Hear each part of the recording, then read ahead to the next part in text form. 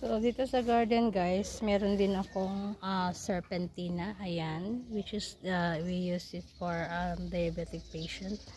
So, kunin nyo lang po ng 5 piraso, 5 pieces of leaf, and then boil it. And then, this serve as drinking tea.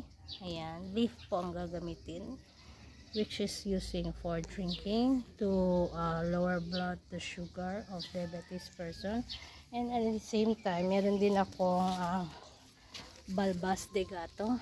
Ayan, na-transfer ko dito sa garden para mag-bloom siya. Ayan, this is also can cure kidney and also bladder, to cleanse the bladder. Ayan. Also for some have some rheumatism and diabetic patient, ayan, pwede nyo din siyang inumin, which is tanggalin nyo lang yung dahon, take out like 5 leaves, same sa serpentina, at gawin yung cha. Ayan, dito. So magdidelete tayo ng ano. So ayan po, balbas de gato, which we call cat whisker. Ayan siya guys, herbal plants ko to.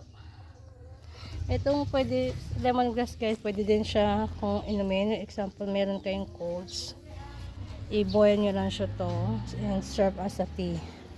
Ayan, itong lemongrass.